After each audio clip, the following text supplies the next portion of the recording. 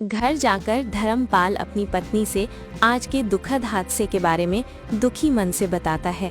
अरे भाग्यवान, हमारे साथ ये क्या हो गया। हम तो पल भर में बर्बाद हो गए। पूरा कारोबार, जमीन, सब कुछ छिन गया। अब तो बस ये घर ही बचा हुआ है। मुझे पता है ये सब भगवान हमारे बुरे कर्मों का फल दिया है हमको।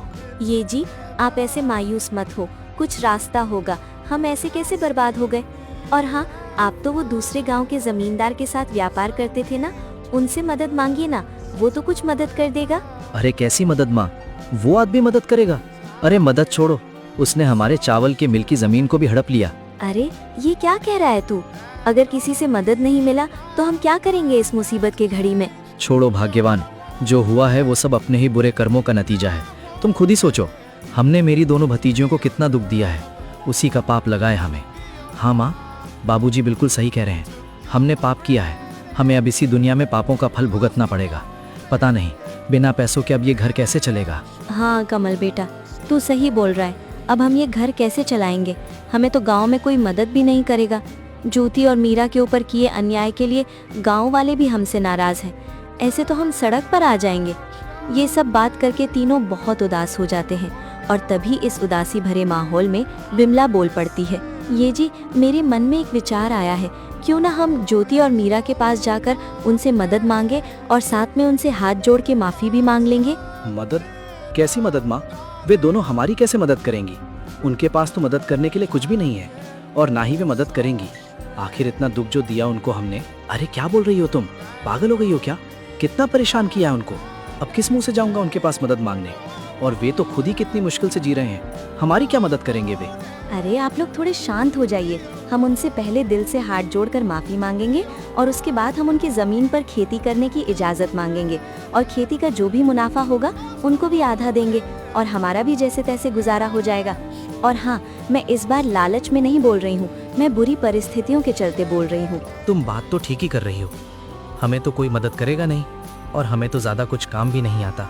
बस थोड़ा खेती बाड़ी जानता हूँ मैं, और अगर वे लोग मदद के लिए मन जाएं तो कमल भी मेरी खेती में मदद कर देगा। हाँ बाबूजी, मैं करूँगा मदद। चलिए बात करने जाते हैं उनसे, और अगर वे मदद नहीं भी करें तो कम से कम माफ़ी की उम्मीद तो रख ही सकते हैं। ये बोल के तीनों ज्योति और मीरा के घर पहुँचे। चाचा जी, आप लोग अब यहाँ क्या लेने आए हो? चाची, हमारा चावल के मिल पे आग लग गई है, हम तो पूरा बर्बाद हो गए। हाँ, मुझे पता चला आपके बारे में और मुझे इस बात का खेद है, लेकिन आप हमारे पास क्यों आए हो? क्या आपको लगता है कि आग हमने लगाया है? नहीं ज्योति, तू हमें गलत समझ रही है। हम तो तुम दोनों से माफी और मदद की आस ले आए हैं। मदद? कैसी मदद चाची? क्या मदद चाहिए आपको? हम तो खुद ही जैसे तैसे जी रहे हैं और आप किस हक से मदद मांग रहे हो? हम हैं ही कौन आप लोगों के?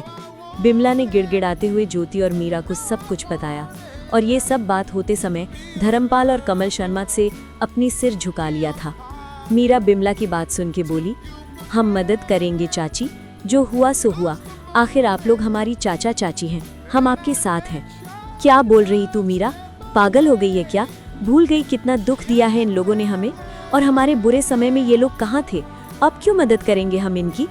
ऐसे मत बोलो दीदी, आज माँ बाबूजी होते तो वे भी इन मुसीबत में इनकी मदद करते। और माँ बाबूजी कहा करते थे कि माफ़ी बहुत बड़ी जीत है और माफ़ करने वाला ही असली विजेता है। फिर भी मीरा, मैं इन लोगों की करतूत नहीं भूलूंगी। मैं मदद करने के लिए तैयार नहीं हूँ। दीदी, आपको मेरी कसम, कृपया आप उनकी मदद कर दीजिए। और वैसे भी इनको हमारी ज़मीन पर खेती करने देंगे तो हमारी भी बहुत मदद होगी और हम आगे से हंसी खुशी एक साथ रह पाएंगे। मान जाओ ना दीदी, मुझे माँ बाबूजी की कमी बहुत खलती है। इनके साथ होने से मुझे अच्छा लगेगा। ज्योति मीरा का मासूम चेहरा देख उसके खातिर मान जाती है और धर्मपाल, बिमला और कमल ने भी हाथ जोड़कर दोनों से माफ़ी मांगते हैं और वादा करते हैं कि आगे से कभी भी उनका बुरा नहीं सोचेंगे।